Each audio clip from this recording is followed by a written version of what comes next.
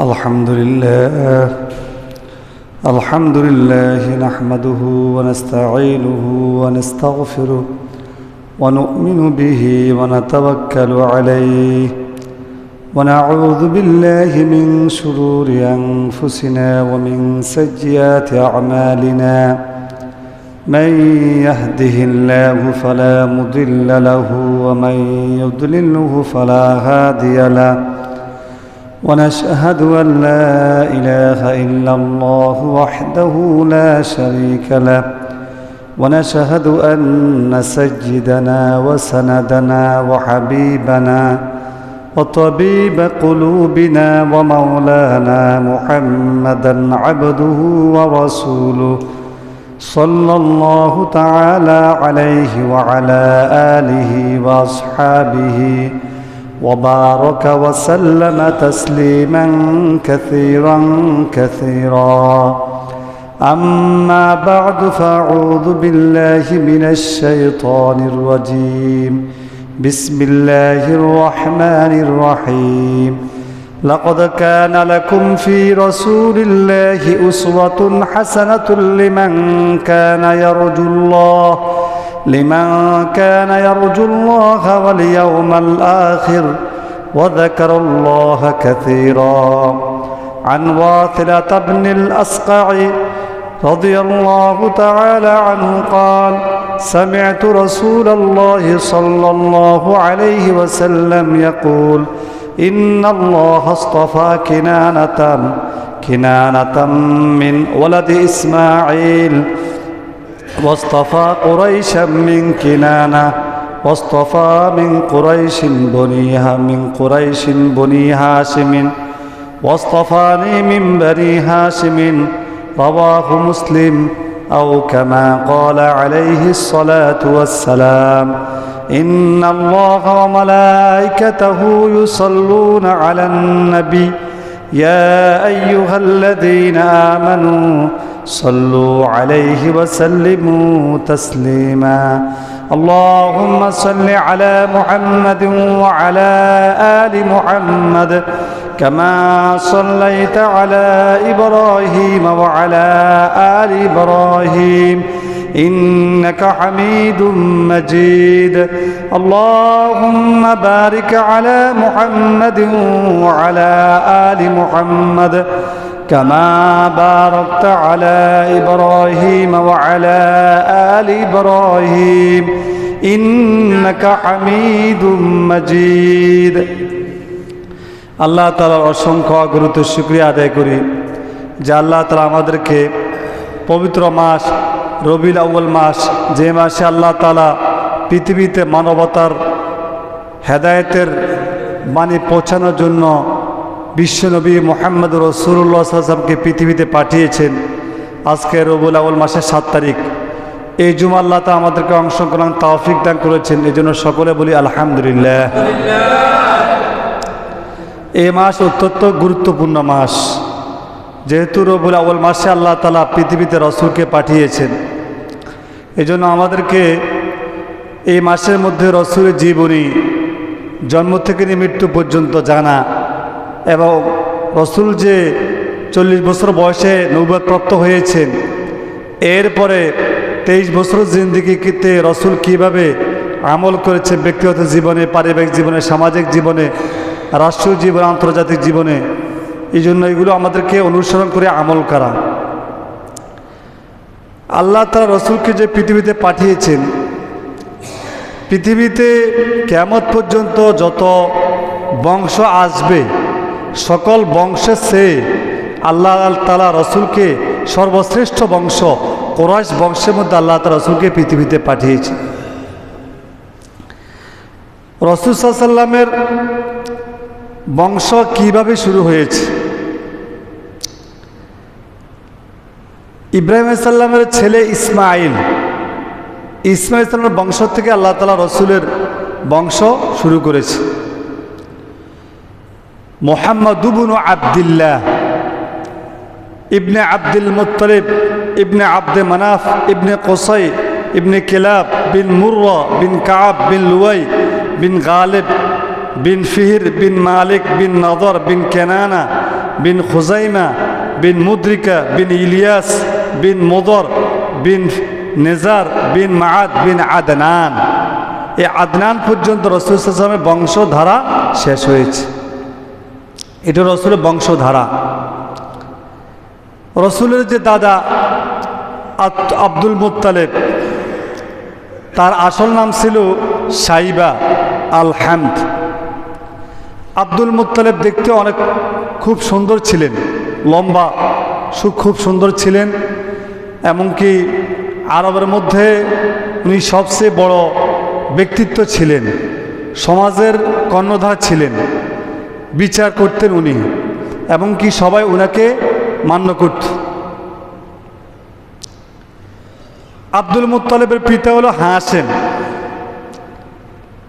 তা আব্দুল মুত্তালিবের পিতা হাশেম যখন মারা যায়, এরপরে ওনার মা আব্দুল মুত্তালিবের মার নাম হলো সালামা।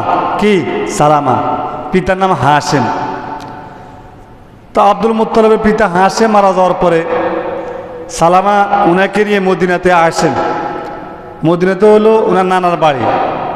সেখানে আসার পরে সেখানে ওনাকে লালন পালন করলেন এবং ওই ওনার যে নানার বংশ, ওই বংশের নাম হলো বনু খাজরাজ। তো সেখানে ওনাকে লালন পালন করে সেখানে মদিনাতে উনি বড় হলেন। এখন আরবের মধ্যে যত গোত্র আছে, সমস্ত গোত্রের মধ্যে সর্বশ্রেষ্ঠ গোত্র হলো কুরাইশ গোত্র। কোন গোত্র? কুরাইশ গোত্র। ইব্রাহিম আলাইহিস সালামের ছেলে ইসমাইল আলাইহিস সালাম মক্কায় বসতি স্থাপন করেন। পরবর্তীতে তিনি মক্কার অধিবাসী বনু জুরাইম গোত্রের একজন মেয়েকে উনি বিবাহ করেন, ইসমাইল আলাইহিস সালাম। ওই বংশের মধ্যে আল্লাহ তাআলা রাসূলের বংশ সৃষ্টি করলেন এবং ওই বংশের মধ্যে পরবর্তীতে কুরাইশ বংশ যেটা, এটা আরবের মধ্যে সবচেয়ে শ্রেষ্ঠ বংশ। এখন এই কুরাইশ বংশ এটা কিভাবে আরবের মধ্যে সর্বশ্রেষ্ঠ কিভাবে হলো? কুরাইশ এটা একটা সামুদ্রিক প্রাণীর নাম,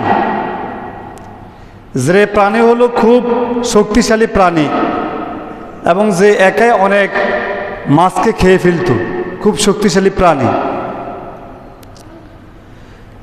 তেমনিভাবে আরবের যত গোত্র আছে, সমস্ত গোত্রের মধ্যে কুরাইশ গোত্র হলো সবচেয়ে শক্তিশালী গোত্র এবং তাদের মর্যাদা সকলের ঊর্ধ্বে ছিল। এই জন্য কুরাইশকে কুরাইশ বলে নামকরণ করা হয়েছে। তারা সকলের নেতৃত্ব দান করত, কুরাইশ গোত্রের লোকেরা। আর ওই কুরাইশ গোত্রের মধ্যে যিনি প্রধান ছিলেন আব্দুল মুত্তালিব। আর কুরাইশ গোত্রের লোকেরা বাইতুল্লাহ শরীফে যারা হজ করার জন্য আসত, হাজিদের সেবা করত, তাদেরকে পানি খাওয়াইতো, তাদের যাবতীয় যত প্রয়োজন আছে সমস্ত প্রয়োজন কুরাইশ গোত্রের লোকেরা মিটাইত। তো এই কারণে আরবদের মধ্যে কুরাইশ গোত্রের একটা মর্যাদা ছিল, যেহেতু তারা বাইতুল্লাহর খেদমত করতেন। এই জন্য যারা আল্লাহর ঘরে খেদমত করে এদের মর্যাদা আল্লাহর কাছে সবচেয়ে কি বেশি। এই জন্য যারা মসজিদ কমিটি আছেন, তারা যারা আল্লাহর ঘরে খেদমত করেন, তাদের মর্যাদা আল্লাহর কাছে কি অনেক বেশি। কারণ এই মসজিদের খেদমত করেছেন ইব্রাহিম আলাইহিস সালাম, এই মসজিদের বাইতুল্লাহ খেদমত করেছেন ইসমাইল আলাইহিস সালাম। এইভাবে যুগ যুগ ধরে সাহাবায়ে কেরাম রাসূল সাল্লাল্লাহু আলাইহি ওয়াসাল্লাম এই মসজিদের খেদমত করেছেন। রাসূল সাল্লাল্লাহু আলাইহি ওয়াসাল্লাম মসজিদে নববীর খেদমত কি করেছে।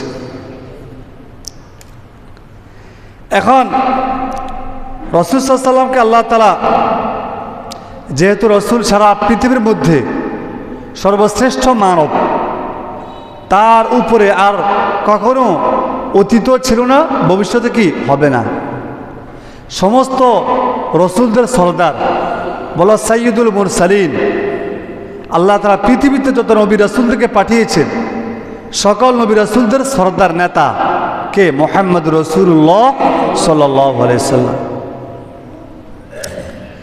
রাসূল সাল্লাল্লাহু আলাইহি ওয়াসাল্লামের যে বংশধারা এটা আদনান পর্যন্ত ইসমাঈল সাল্লামের বংশে গিয়া এটা শেষ হয়েছে। কুরাইশ গোত্রের মধ্যে বনু হাশিম এরা সব সম্ভ্রান্ত ছিল, আর ওই বনু হাশিমের সন্তান হলো যে আল্লাহ তাআলা সেখানে রাসূল সাল্লাল্লাহু আলাইহি ওয়াসাল্লামকে পাঠিয়েছে। যেমন মুসলিম শরীফ হাদিসের মধ্যে এসছে যে মুসলিম শরীফের 2276 নম্বর হাদিসের মধ্যে এসছে যে আল্লাহ তার রসুলকে কোন বংশের মধ্যে আল্লাহ তাআলা নির্বাচন করেছেন, পাঠিয়েছেন।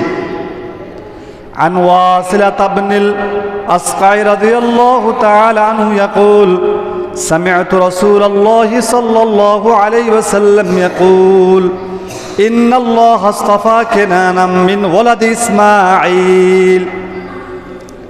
রসুলের একজন সাহাবী ওয়াসিলা ইবনে আসকা উনি রসুল থেকে শুনেছেন, তো রসুল ঘোষণা করেন যে ইন্নাল্লাহা আসতাফা কিনানা মিন ওয়ালাদি ইসমাঈল, আল্লাহ তাআলা কেনানা বংশকে ইসমাইলের বংশ থেকে নির্বাচন করেছেন। তাহলে কেনানা বংশ হলো ইসমাইলের বংশ, আর ইসমাইল কার ছেলে? ইব্রাহিম আলাইহিস সালামের ছেলে। তাহলে এইটা দ্বারা বোঝা যায় রসুল ইসমাইলের বংশের সন্তান, কেনানা গোত্রের। এরপর আল্লাহ রসুল বলেন ওয়াসতাফা কুরাইশাম মিন কেনানা, তাহলে কেনানা হলো ইসমাইলের বংশধর। আবার আল্লাহ রসুল বলেন ওয়াসতাফা কুরাইশাম মিন কেনানা, আর কুরাইশকে আল্লাহ তাআলা নির্বাচন করেছেন যে কেনানার বংশ থেকে। কুরাইশকে কার বংশ থেকে নির্বাচন করেছেন? কেনানার বংশ থেকে। ওয়াসতাফা মিন কুরাইশিম বনি হাশিম, আবার কুরাইশকে বনি হাশিম বংশ থেকে নির্বাচন করেছেন। এরপর আল্লাহ রসুল বলেন ওয়াসতাফানি মিন বনি হাশিম, আর আল্লাহ তাআলা আমাকে নির্বাচিত করেছেন বনু হাশিম থেকে। তাহলে এখন শুরু থেকে মিলান, কেনানা এটা হলো ইসমাঈল সাল্লামের বংশ, আবার কুরাইশ হলো কেনানার বংশ, আবার কুরাইশ আবার বনু হাশিম হলো কুরাইশের বংশ, আর রসুল বলেন আমার বংশ হলো বনু হাশিম থেকে। এখন রাসূল সাল্লাল্লাহু আলাইহি ওয়াসাল্লামকে আল্লাহ তাআলা যে পৃথিবীতে পাঠিয়েছেন, রসুলের জন্মের বছর, জন্মের 50 দিন আগে একটি ঐতিহাসিক ঘটনা ঘটেছে। ওই ঘটনা বলার পরে ইনশাআল্লাহ রসুলের জন্ম আলোচনা করব। ও জন্মের 50 দিন আগে ইয়ামনের শাসক আব্রাহা সে চিন্তা করলো ইয়ামনের লোকেরা তারা বাইতুল্লাহতে গিয়ে প্রতি বছর হজ করার জন্য যায়। তার মধ্যে একটা হিংসা লাগলো। এখন সে ইয়ামনের যারা আরবের লোক তাদেরকে বাধা দেওয়ার জন্য, তারা যারা মক্কাতে গিয়ে বাইতুল্লাহতে গিয়ে হজ না করে, এই জন্য সে কি করলো, বাইতুল্লাহর আদলে সে একটা গির্জা নির্মাণ করলো, জাঁকজমকপূর্ণ একটা গির্জা নির্মাণ করলো কেনানা ইয়ামানের সোনা এলাকাতে, যাতে করে ইয়ামনের লোকেরা যেন বাইতুল্লাহতে হজ করার জন্য না যায়, এখানেও যেন তারা হজ করে, তাওয়াফ করে এখানে। এখন আরবের লোকেরা যদিও ওই সময় মূর্তি পূজা করত, কিন্তু তাদের মধ্যে ইব্রাহিম সাল্লামের ধর্মের একটা মায়া মহব্বত ছিল, তারা বাইতুল্লাহকে মহব্বত করতেন। এখন এই যখন আব্রাহা সোনা এলাকাতে, ইয়ামানের সোনা এলাকাতে যখন সে বাইতুল্লাহর আদলে একটা গির্জা নির্মাণ করছে, জাঁকজমকপূর্ণ জমকালো গির্জা, এখন এই ইয়ামনের লোকদের দিলের মধ্যে একটা হিংসা সৃষ্টি হলো যে এই লোকটা বাইতুল্লাহর পরিবর্তে একটা গির্জা নির্মাণ করলো এবং আমাদেরকে বাধা দিচ্ছে, আমরা যেন বাইতুল্লাহতে না যাই, এখানে যেন আমরা হজ করি, এখানে যেন আমরা তাওয়াফ করি। তখন কুরাইশ গোত্রের লোকেরা এটা শুনতেই পেল যে ইয়ামনের শাসক আব্রাহা সে বাইতুল্লাহ আদলে একটা গির্জা নির্মাণ করেছে। সে মানুষদেরকে বাধা দিচ্ছে যেন মানুষজন বাইতুল্লাহতে না যায়। তখন কোরাইশ গোত্রের এক লোক রাত্রিবেলা এসে আব্রাহার যে গির্জা সেখানে সে মলমূত্র ত্যাগ করছে, অর্থাৎ পায়খানা পেশা করে দিয়েছে। এখন যখন কোরাইশে এক লোক যখন এই আব্রাহার গির্জার মধ্যে পায়খানা পেশা করে দিয়েছে রাত্রিবেলায়, এখন সকালবেলা সে দেখতে পেল তার বাইতুল্লাহ, তার যে গির্জা এটাকে একবারে পুরা নষ্ট করে ফেলছে। এখন সে খুব রাগান্বিত হয়ে গেল আব্রাহা। এটার প্রতিশোধ নেওয়ার জন্য সে মনস্থ করেছে সে বাইতুল্লাহকে ধ্বংস করবে। আচ্ছা, বাইতুল্লাহ এটা কার ঘর? আল্লাহর ঘর। আল্লাহর ঘরকে রক্ষা করবে কে? আল্লাহ। এটা পৃথিবীর ইতিহাসে আল্লাহ তাআলা একটা নজির স্থাপন করেছেন যে যারা আল্লাহর ঘরকে ধ্বংস করতে চায়, যারা ইসলামকে ধ্বংস করতে চায়, যারা মুসলমানদেরকে ধ্বংস করতে চায়, আল্লাহ তাআলা ওদেরকে ধ্বংস করে দিবে, ইসলামকে বিজয় করবে। আল্লাহ তাআলা আল্লাহর ঘরকে কিয়ামত পর্যন্ত আল্লাহ তাআলা টিকিয়ে রাখবে।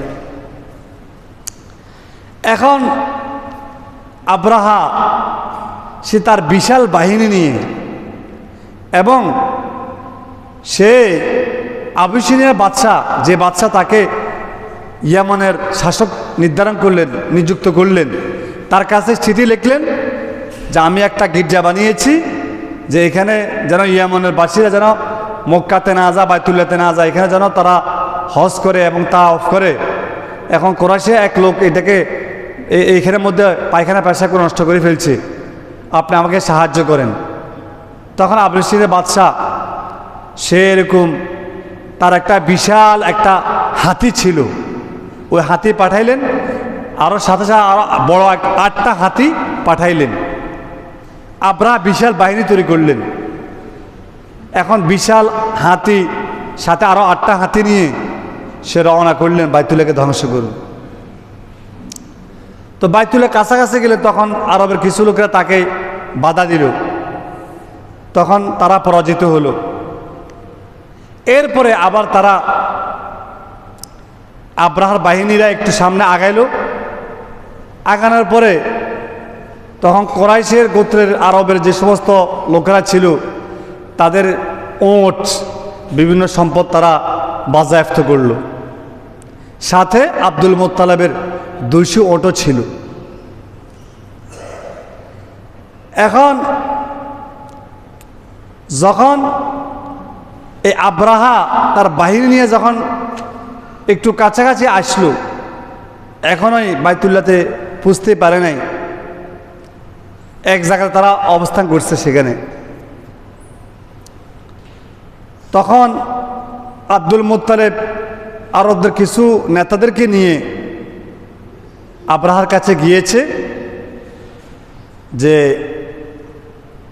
প্রথমে যখন আব্দুল মুত্তালিবকে দেখেছে সুঠাম দেহর অধিকারী, সুন্দর, তখন আব্রাহা প্রথমে সম্মান করছে, ওনাকে তার আসনে বসাইছে। তারপর আব্রাহা জিজ্ঞাসা করে আপনি কেন আসছেন? বললেন যে আপনার সেনাবাহিনীরা আমাদের ওটকে বাজেয়াপ্ত করছে, আমার 200 ওট আছে এখানে, তো আমাদের এই সম্পদগুলি ফেরত দেন, এই উদ্দেশ্যে আসছে। আর আব্রাহা বলল আমি তো তোমাকে বুদ্ধিমান মনে করলাম, তোমার সম্মান আমার দিলের মধ্যে ছিল, এখন তো তোমার কথা শুনে আমার কাছে অবাক লাগলো। আমি যাচ্ছি তোমাদের বাইতুল্লাহকে ধ্বংস করার জন্য, এই বিষয়ে কোনো আলোচনা না করে তুমি আমাকে বলতেছো তোমাদের ওট দেওয়ার জন্য। তা আব্দুল মুত্তালিব উত্তর দিলেন ওটের মালিক আমরা, অতএব আমরা আসছি আমাদের ওট নেওয়ার জন্য। আর বাইতুল্লাহ তৈরি করেছে আল্লাহ, ওই বাইতুল্লাহকে আল্লাহ রক্ষা করবে। দেখছেন কত ঈমান, কত আল্লাহর প্রতি কত বিশ্বাস তাদের ছিল। তো বাইতুল্লাহকে আল্লাহ রক্ষা করবে। তখন আব্রাহা আব্দুল মুত্তালিবের 200 ওট এবং তার আব্দুল মুত্তালিবের সাথে যারা এসেছেন তাদের ওটগুলি ফেরত দিলেন। এরপর আব্দুল মুত্তালিব তার সাথী সঙ্গীদেরকে নিয়ে বাইতুল্লাহতে আসলেন। বাইতুল্লাহতে এসে বাইতুল্লাহর গিলাফ ধরে আল্লাহর কাছে খুব কান্নাকাটি করলেন। বাইতুল্লাহর ফিরাত ধরে আল্লাহর কাছে খুব কান্নাকাটি করলেন যে আল্লাহ, এই বাইতুল্লাহর মালিক, এই ঘরের মালিক তুমি, আমাদের সেই শক্তি নেই এটাকে রক্ষা করার, তুমি তো সর্বময় ক্ষমতার অধিকারী, তুমি এটাকে রক্ষা করো। খুব কান্নাকাটি করছে। এরপরে আব্দুল মুত্তালিব উনার সাথী সঙ্গীদেরকে নিয়ে পাহাড়ে আশ্রয় নিয়েছেন। এরপরে আব্রাহা তার বিশাল হাতি এবং তার বাহিনীদেরকে নিয়ে সেই বাইতুল্লাহর আসছেন আক্রমণ করার জন্য। একটু কাছাকাছি যখন আসছেন, এখন হাতি, প্রথমে যে বিশাল হাতি দিয়েছেন, একটা বিশাল হাতি, এরপরে আরও 8টা হাতি দিয়েছেন বাদশাহ। এখন হাতি যখন ওইদিকে বাইতুল্লাহর দিকে ফিরিয়েছেন, বাইতুল্লাহর দিকে যাবে, কিন্তু হাতি বসে গেছে, হাতি যাচ্ছে না, যতই চেষ্টা করতেছে হাতি উঠতেছে না। হাতিকে সৃষ্টি করছে কে? আল্লাহ, আল্লাহ তাআলা। হাতি বস যাচ্ছে না, যতই পিড়াপিড়ি করতেছে যাচ্ছে না। এরপর হাতিকে ইয়ামানের দিকে করছে, সে ইয়ামানের দিকে হাঁটতেছে, কিন্তু বাইতুল্লাহর দিকে যাইতেছে না। এরপর আল্লাহ তাআলা পাশে যে সাগরের পাড় থেকে ছোট ছোট পাখি, ঝাঁকে ঝাঁকে পাখি আল্লাহ তাআলা পাঠিয়েছেন। যে পাখির মধ্যে 3টি কঙ্কর ছিল, সোলা বুটের মতো ছোট কঙ্কর, তাফসীর কিতাবে উল্লেখ করেছেন। একটা তাদের মুখের মধ্যে ছিল, আর 2টা তাদের 2 পায়ের মধ্যে, পাঞ্জার মধ্যে ছিল। আল্লাহ তাআলা দেখেন কত কুদরতওয়ালা, কত শক্তিমান আল্লাহ তাআলা। ছোলা বুটের মতো কঙ্কর, 3টা কঙ্কর প্রতিটি পাখির মধ্যে ছিল।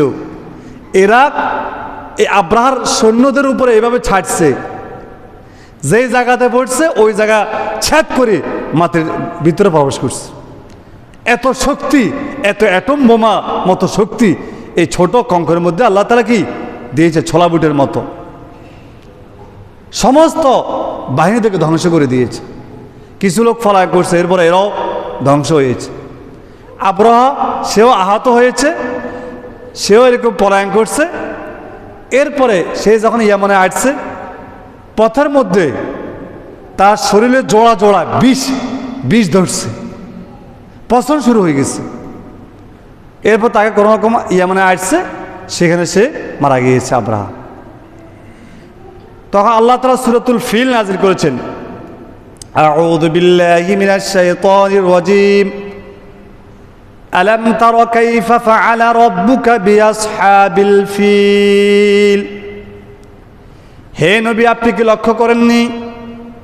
কাইফা ফাআলা রাব্বুকা, আপনার রব কেমন আচরণ করেছেন, বিআসহাবিল ফিল, হস্তি বাহিনীর সাথে কেমন আচরণ করেছেন। ফিল মানে হস্তি, আসহাব মানে বাহিনী। হস্তি বাহিনীর সাথে কেমন আচরণ করেছেন। হে নবী, আপনি কি লক্ষ্য করেননি? আলাম ইয়াজআল কাইদাহুম ফি তাদলিল, আল্লাহ তাআলা আব্রাহা এবং তার সৈন্যবাহিনীদের চক্রান্ত আল্লাহ তাআলা নস্যাৎ করে দিলেন। আল্লাহ তাআলা কি তাদের চক্রান্ত নস্যাৎ করে দেননি? ওয়া আরসালা আলাইহিম তায়রান আবাবিল, আল্লাহ তাআলা তাদের প্রতি ঝাঁকে ঝাঁকে পাখি পাঠিয়েছেন। তয়র মানে পাখি, আর আবাবিল মানে ঝাঁকে ঝাঁকে। আল্লাহ তাআলা ঝাঁকে ঝাঁকে এই আব্রাহা এবং তার সৈন্যবাহিনীদের উপরে ঝাঁকে ঝাঁকে পাখি পাঠাইলেন। তারমিহিম বিহিজারাতিম মিন সিজ্জিল, এবং পোড়া মাটির যে কঙ্কর, এই কঙ্করের মাধ্যমে ওই কঙ্কর তাদের উপর নিক্ষেপ করলেন। ফাজআলাহুম কাআসফিম মাকুল, ভক্ষিত ভুসির মতো তাদেরকে করে দিলেন। ভুসি এছাড়া ভুসি, যে গরু যে ভুসি খায়, এই ভক্ষিত ভুসির মতো তাদেরকে ধ্বংস করে দিলেন। আব্রাহা আর তার সৈন্যবাহিনীর দিকে এইভাবে ধ্বংস করে দিলেন। যখন এই পাখিগুলি যখন এরকম ছোলা বুটের মতো যখন এই কঙ্কর নিক্ষেপ করলো, সাথে সাথে যেই জায়গাতে কঙ্কর পড়লো ওই জায়গার ভিতর দিয়ে একবারে প্রবেশ করে আর মাটিতে প্রবেশ করলো, পুরো ধ্বংস করে দিল আল্লাহ তাআলা এই সমস্ত বাহিনীদেরকে। তো এই ঘটনা দ্বারা আমরা বুঝতে পারি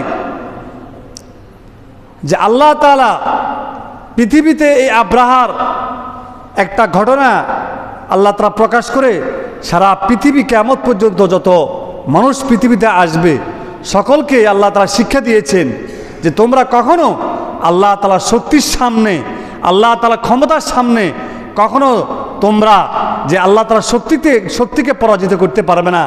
কখনো তোমরা আল্লাহ তাআলার দ্বীন ইসলামকে, আল্লাহ তাআলার ঘরকে তোমরা কখনো ধ্বংস করতে পারবে না। এই জন্য আল্লাহ তাআলা কোরআন মাজিদে সূরা বাকারার মধ্যে উল্লেখ করেছেন, যারা ইসলামকে ফু দিয়ে, ফুৎকার দিয়ে নিভাইতে চায়, ইসলামকে তারা নিভাইতে পারবে না, তারা নিজেরাই ধ্বংস হবে। আল্লাহ তাআলা এই ইসলামকে সারা বিশ্বের মধ্যে রাসূলের মাধ্যমে, সাহাবায়ে কেরামের মাধ্যমে আল্লাহ তাআলা এলাই কালিমাতুল্লাহ, কালিমা ঝান্ডাকে আল্লাহ তাআলা সারা পৃথিবীর বুকে এটা প্রসার করেছেন, বিজয় রূপে সাধিত করেছেন। এই জন্য কিয়ামত পর্যন্ত যারা আসবে ইসলামকে ধ্বংস করার জন্য, মুসলমানদেরকে ধ্বংস করার জন্য, বাইতুল্লাহকে ধ্বংস করার জন্য, আল্লাহর ঘরকে ধ্বংস করার জন্য, তারা নিজেই ধ্বংস হবে। তারা ইসলামকে ধ্বংস করতে পারবে না, বাইতুল্লাহকে ধ্বংস করতে পারবে না, আল্লাহর ঘরকে ধ্বংস করতে পারবে না, মুসলমানদেরকে ধ্বংস করতে পারবে না।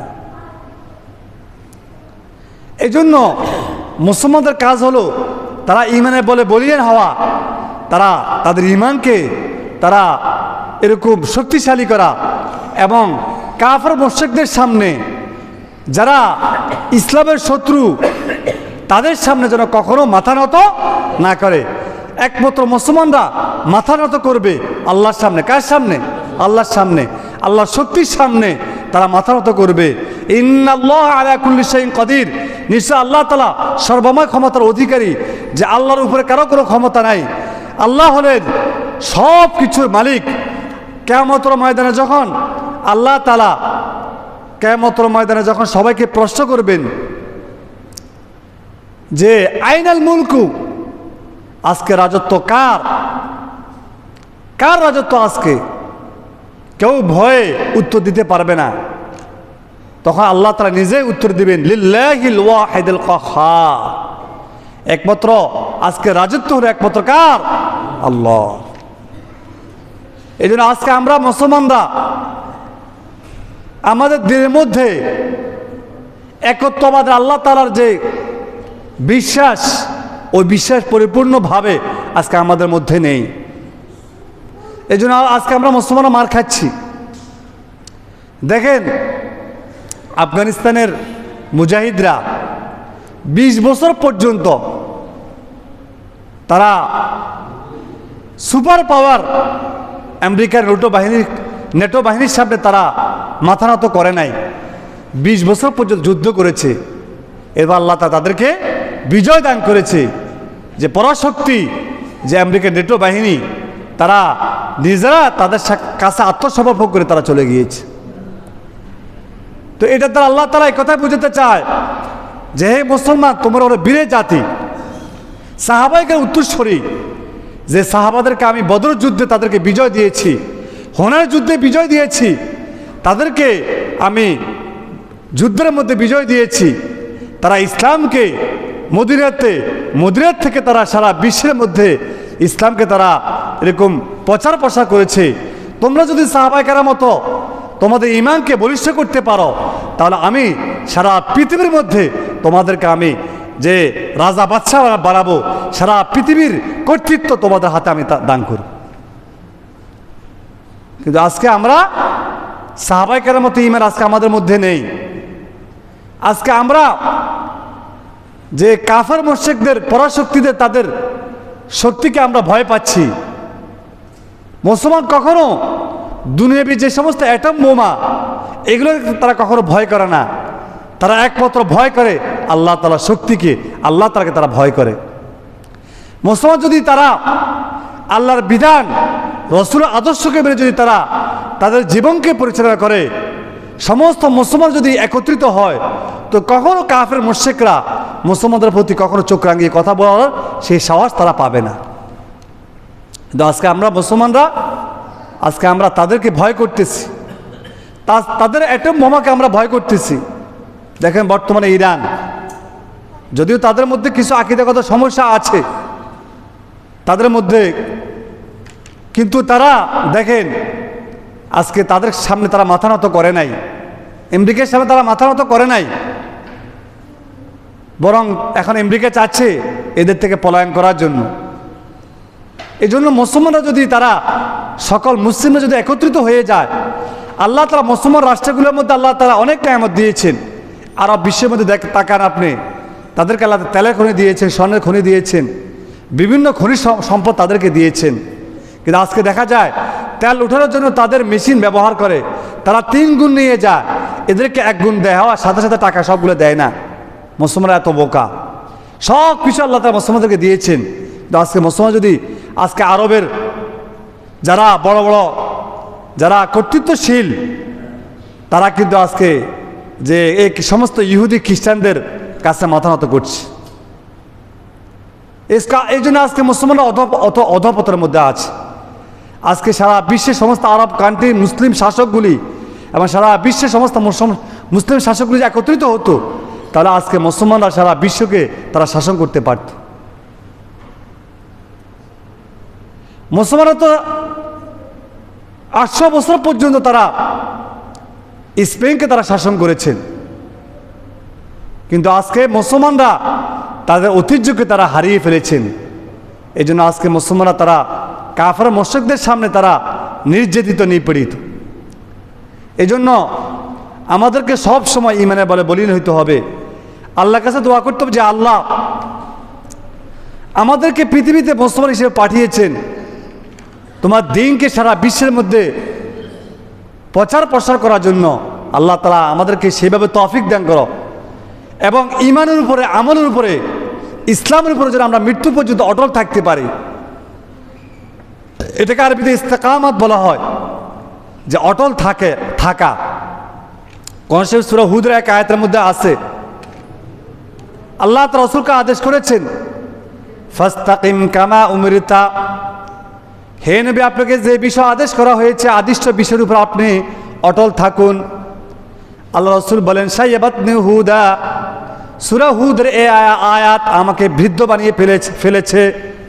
অর্থাৎ এই আয়াতকে আমি চিন্তা করতে করতে, যা আল্লাহ তাআলা আমাদেরকে পৃথিবীতে যে দ্বীন ইসলাম দিয়ে পাঠিয়েছেন, হেদায়েতের বার্তাবাহক হিসেবে পাঠিয়েছেন, আমি আমার রিসালাতের দায়িত্ব পরিপূর্ণভাবে আমি পালন করতে পারবো কিনা। আল্লাহ তো বলেছে ফাস্তাকিম কামা উমরিতা, হে নবী আপনাকে যে বিষয় আদেশ করা হয়েছে আপনি আদিষ্ট বিষয়ের উপর আপনি অটল থাকুন। আমি অটল থাকতে পারবো কিনা, যে এই আয়াত আমাকে বৃদ্ধ বানিয়ে ফেলেছে। এই জন্য সব সময় দ্বীনের উপর অটল থাকা, আল্লাহর কাছে দোয়া করা। কারণ যদি আমি দ্বীনের উপর অটল না থাকি, ঈমানের উপর অটল না থাকি, তাহলে শয়তান আমার ঈমানকে চিনিয়ে নিয়ে যাবে, শয়তান আমার ইসলামকে চিনিয়ে নিয়ে যাবে। আমি নামমাত্র মুসলমান থাকবো, কিন্তু আমি বেঈমান হয়ে মারা যাবো, নাউজুবিল্লাহ। আল্লাহ তাআলা আমাদের সকলকে হেফাজত করুক, এবং আল্লাহ তাআলা আমাদের সকলকে মৃত্যু পর্যন্ত ঈমানের উপরে, আমলের উপরে, ইসলামের উপরে অটল থাকার তৌফিক দান করুক। এই জন্য আল্লাহ রাসূল গত জুমায় বলেছি, আল্লাহ রাসূল দোয়া শিক্ষা দিয়েছেন,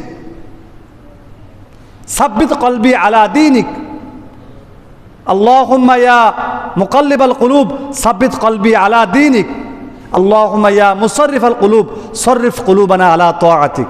এই দোয়াগুলি পড়া, এগুলো আরবি না জানলে অন্তত বাংলা এতটুকু বলা যে আল্লাহ তুমি আমাকে মৃত্যু পর্যন্ত ঈমান আমলের উপর অটল রাখো, দ্বীন ইসলামের উপর অটল রাখো। কারণ আজকে সারা বিশ্বের মধ্যে মুসলমানদের ঈমানকে, মুসলমানদের আমলকে ধ্বংস করার জন্য আজকে বিজাতিরা সূক্ষ্মভাবে তারা ষড়যন্ত্র করে যাচ্ছে, কিন্তু আজকে মুসলমানরা আমরা এখনো সজাগ হচ্ছি না। এরপরে এই রসুলের জন্মের 50 দিন পূর্বে যে আল্লাহ তাআলা একটি ঐতিহাসিক ঘটনা ঘটিয়েছেন, মুসলমানদেরকে শিক্ষা দিয়েছেন যে আব্রাহার যে বাহিনী যারা বাইতুলকে ধ্বংস করার জন্য এসেছে, আল্লাহ তাদেরকেও ধ্বংস করে দিয়েছেন। এখন আব্দুল মুত্তালিব যেইভাবে সে ঈমানের উপর অটল ছিল, আল্লাহ তার ক্ষমতার উপর অটল ছিল, তোমরাও যদি বিশ্ব মুসলিম এই যে আল্লাহ তাআলা ক্ষমতার উপর অটল থাকো, তো আল্লাহ তা তোমাদেরকে যোগে যোগে সাহায্য করবে আল্লাহ তাআলা। এটা আমাদেরকে শিক্ষা দিয়েছে। ওই বছর আল্লাহ তাআলা রসুলকে পৃথিবীতে পাঠিয়েছেন। রসুলের যে দাদা আব্দুল মুত্তালিব, আব্দুল মুত্তালিব 10 ছেলে ছিল, তার মধ্যে একজন ছিলেন নাম আব্দুল্লাহ, রসুলের পিতা আব্দুল্লাহ। আমি সংক্ষেপ করতেছি। আর রসুলের মাতা আমেনা। রসুলের পিতা যে আব্দুল্লাহ আর রসুলের মাতা যে আমেনা, উভয়ের বংশমর্যাদা সম্ভ্রান্ত পরিবারের। আল্লাহ তাআলা ওই বংশের মধ্যে আল্লাহ তাআলা মুহাম্মদ রাসূলুল্লাহ সাল্লাল্লাহু আলাইহি ওয়াসাল্লামকে পৃথিবীতে পাঠিয়েছে। এবং যে আব্দুল মুত্তালিব মাখজুম গোত্রের যে ফাতেমা নামের একজন মহিলাকে বিবাহ করেন, আর তার গর্ভের মধ্যেই আল্লাহ তাআলা এই আব্দুল্লাহকে যে পৃথিবীতে পাঠিয়েছেন। আর এই আব্দুল্লাহর ঘরের মধ্যে আল্লাহ তাআলা যে মুহাম্মদ রাসূলুল্লাহ সাল্লাল্লাহু আলাইহি ওয়াসাল্লামকে পাঠিয়েছে। যে আমিনার সাথে আব্দুল্লাহর যে বিবাহ, এটা কীভাবে হয়েছে সংক্ষেপে বলতেছি। যে বনু জোহরার গোত্রের একজন সম্মানিত নেতা ছিলেন, তার নাম হলো ওয়াহাব ইবনে আব্দে মানাফ। এই ওয়াহাব ইবনে আব্দে মানাফের মেয়ে আমেনা। তখন রসুলের দাদা আব্দুল মুত্তালিব ওয়াহাবের কাছে, ওয়াহাব ইবনে আব্দে মানাফের কাছে প্রস্তাব দিলেন যে আমার ছেলে আব্দুল্লাহ তোমার মেয়ে আমেনার সাথে বিবাহ দানের জন্য আমি তোমার কাছে প্রস্তাব পেশ করছি। তখন আমেনার পিতা ওয়াহাব উনি এই প্রস্তাবকে গ্রহণ করলেন। যেহেতু রসুলের দাদা আব্দুল মুত্তালিব উনি তো কুরাইশ গোত্রের নেতা, আবার ওয়াহাব উনিও বনু জোহরার গোত্রের নেতা, দুজন নেতা। তাহলে রসুলের যে দাদা, রসুলের পিতার বংশ খুব মর্যাদাশীল, আবার রসুলের নানার বংশও কি খুব, দাদার বংশ মর্যাদাশীল, নানার বংশও কি মর্যাদাশীল। কারণ পৃথিবীতে যাকে পাঠাবেন উনি তো যে যার যে মর্যাদা কখনো মানুষের সাথে তুলনা হইতেই পারে না। এই জন্য আল্লাহ তাআলা কোরআন মাজিদের মধ্যে উল্লেখ করেছেন, উল ইন্নামা আনা বাশারুম মিসলুকুম ইউহা ইলাইয়া আন্নামা ইলাহুকুম ইলাহুন ওয়াহিদ। ইন্নামা আনা বাশারুম মিসলুকুম, আমি তোমাদের মতো একজন মানুষ, তবে তোমাদের সাথে আমার সাথে কি পার্থক্য আছে, অনেক পার্থক্য, যেটা কখনো তুলনা হইতে পারে না। কি ইউহা ইলাইয়া, আমার কাছে ওহী আসে, তোমাদের কাছে কি আসে না, ওহী আসে না। তো এখন মানবতার হেদায়েতের দূতকে পাঠাবেন। এখন এই জন্য আল্লাহ তাআলা উনাকে পাঠিয়েছেন সর্বশ্রেষ্ঠ গোত্র আরবের কুরাইশ গোত্র বনি হাশিম গোত্রের মধ্যে আল্লাহ তাআলা রাসূলকে পাঠিয়েছেন। আমি সংক্ষেপ করতেছি। রসুলের জন্ম 570 খ্রিস্টাব্দে রবিউল আউয়াল মাসে হয়েছে, সোমবারে শবে সাদেকের সময়। এখন রবিউল আউয়াল মাসে কয় তারিখে হয়েছে এই বিষয় ঐতিহাসিকদের মাঝে একটু পার্থক্য আছে। কেউ কেউ বলেছে রবিউল মাসে 8 তারিখে হয়েছে, কেউ কেউ বলেছে 9 তারিখে হয়েছে, যেটা আমাদের দেশে প্রসিদ্ধ 12 রবিউল আউয়াল। তো 12 রবিউল আউয়ালের কথা এক বর্ণনা এসেছে, এটা একটু দুর্বল। বেশি শক্তিশালী হলো 9 রবিউল আউয়াল, 9 রবিউল আউয়াল। তবে যে 12 হয়েছে সোমবার, এই ব্যাপারে কারো কোনো কি নেই, দ্বিমত নেই।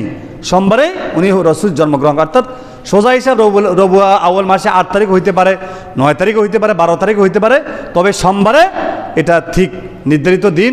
সোমবারে আল্লাহ তাআলা শবে সাদেকের সময় আল্লাহ তাআলা রসুলকে পৃথিবীতে পাঠিয়েছে। রসুল যে সময় রসুলকে পৃথিবীতে পাঠিয়েছেন, ওই সময় আল্লাহ তাআলা বিভিন্ন রসুল কিছু বিভিন্ন মুজিজা আল্লাহ তাআলা রসুল থেকে প্রকাশ করেছেন। কেন? এই জন্মের সময় আল্লাহ তা প্রকাশ করেছেন। কেন প্রকাশ করেছেন?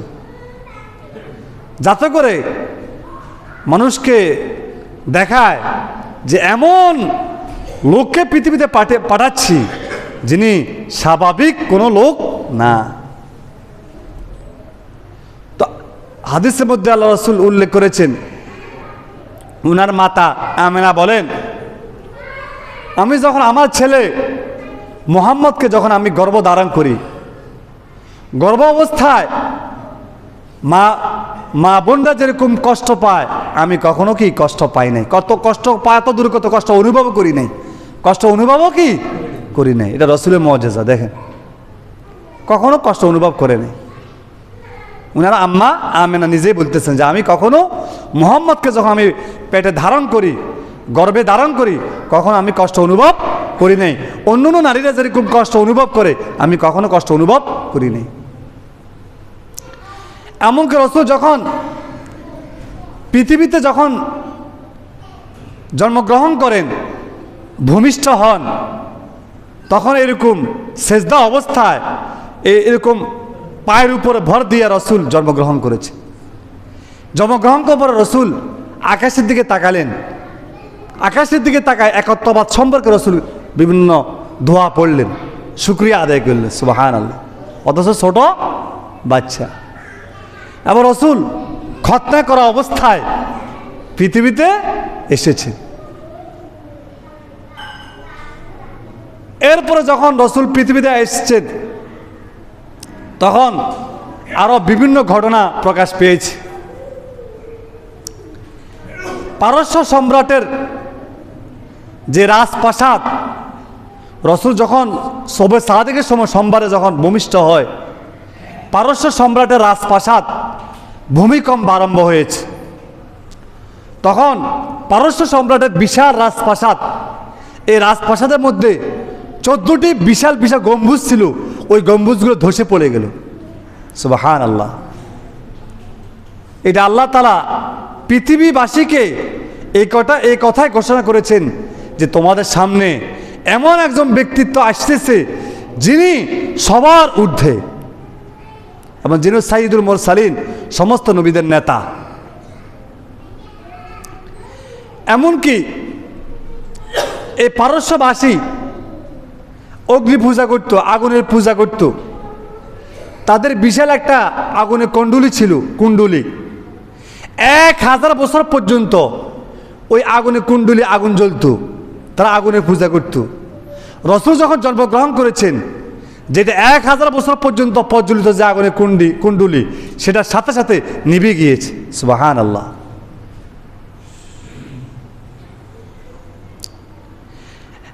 এরপরে আল্লাহ তাআলা রাসূলকে যখন পাঠাইলেন, তখন রাসূল কিছুদিন আমিনার দুধ পান করলেন। এরপরে রাসূলের আরেকজন দুধ মাতা সুয়াইবা দুধ পান করলেন। এরপরে হালিমা সাদিয়া দুধ পান করলেন। তাই 3 জনের দুধ পান করলেন। কয়জনের? 3 জনের। প্রথম দিনের আম্মা আমিনার, এরপরে সুয়াইবা, একজন বাঁধি, সুয়াইবা দুধ পান করলেন। এরপরে হালিমা সাদিয়া, এই 3 জনের দুধ পান করলেন।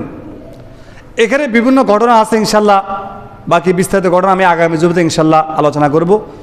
আল্লাহ তাআলা আমাদের সকলকে রসুলের জীবনী শুনে যে আল্লাহ তাআলা রসুলের প্রতিটি আদর্শকে আমাদের জীবনে বাস্তবায়ন করার তৌফিক দান করুক। যারা আমরা সুন্নত পড়েনি, সুন্নত পড়েনি।